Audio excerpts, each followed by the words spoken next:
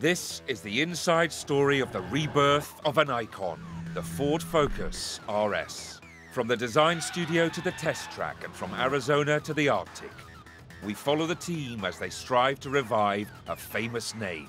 We are not going to put out a vehicle that doesn't deserve that RS badge. And we'll follow Ford Rally and Gymkhana superstar Ken Block as he joins the RS team.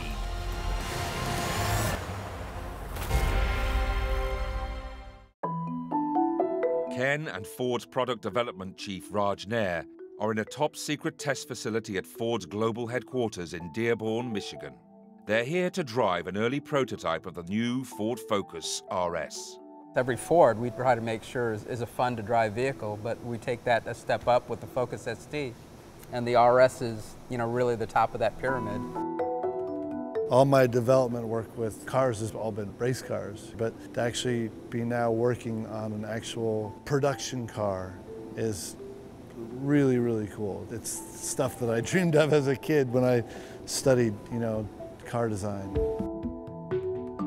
When they confirmed for me the horsepower and the fact that they would make it all-wheel drive, it really was a cool moment.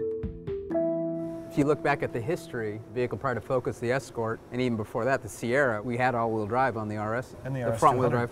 And the RS200, yeah, and even before that. Yeah. That's a rare one right there. Yep. Great car.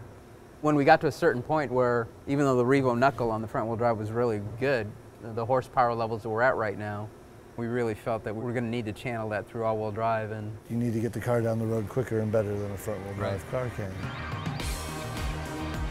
Ever since the first Escort RS 1600 of 1970, the RS brand has been synonymous with high-performance Fords from Europe, including such icons as the RS 200 and the Escort RS Cosworth.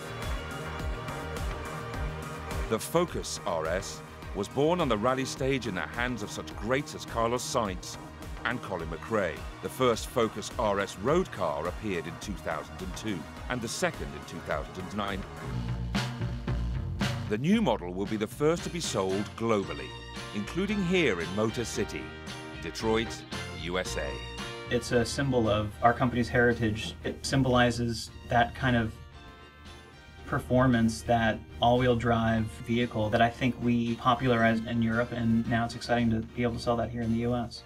It's sort of the next chapter of performance. It's the next chapter of innovation. A mile away at the test track, Ken and Raj are preparing for their first drive of the new prototype. Who picks the camos? oh, we got various ones. We got flowers and waves and zebra stripes and whatever the guys feel like putting on. Play cat and mouse games with all photographers that hang out outside the wall. Sometimes climb the wall. Really? Oh yeah. Wow. We see them in trees over here by Greenfield Village. And wow. they've been starting to fly drones, so. Really? I'm not sure what we're going to do about that. Thankfully, some drones have been given permission. Every time I get in a race car, we're so focused on such a particular driving style, on particular courses, where, you know, most drivers drive with a certain ability. I'm talking about a production car, something that may work for me around this track may not work for your average driver. We want the car to reward expert drivers like you, right? But we also want it to flatter the novice. And to some extent, we want people to get out of this car and to think they're a better driver than they probably actually are. So that's a big part of the goal of the car. It's Ken's turn to drive, and he reminisces about life with a second-generation Focus RS. Part of my original deal with Ford was that I liked that car so much that I requested that in my original contract when I signed with Ford, that I wanted one of those cars brought over as a daily driver for me. They happily obliged and brought one over for a couple years for me as a loaner, and I got to drive it around and kept it at my home in Southern California and really enjoyed that car. You know, when I was based in Europe, I actually had a Escort RS Cosworth as my company car. We were supposed to turn them in after a year, but I never turned mine in, so they kept calling up, asking where it was, and I said I was still using it. And it was one of those that I really wish we had that car in the US. I've been a car guy since I was a young kid, and now to be a professional race car driver and be able to interact on this sort of level is an absolute dream come true for me.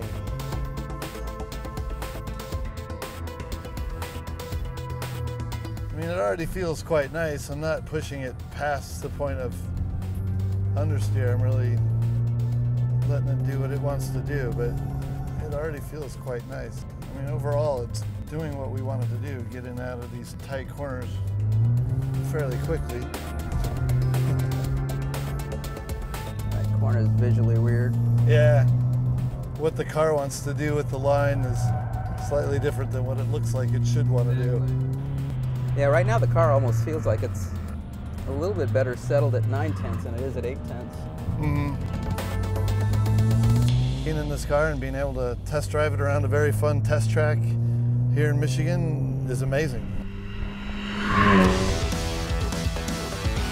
Next time, we're in Germany for a lesson in design You're all very excited if we have an RS. and a crash course in safety. Today we will do a Ford Focus RS. Bang, car has crashed.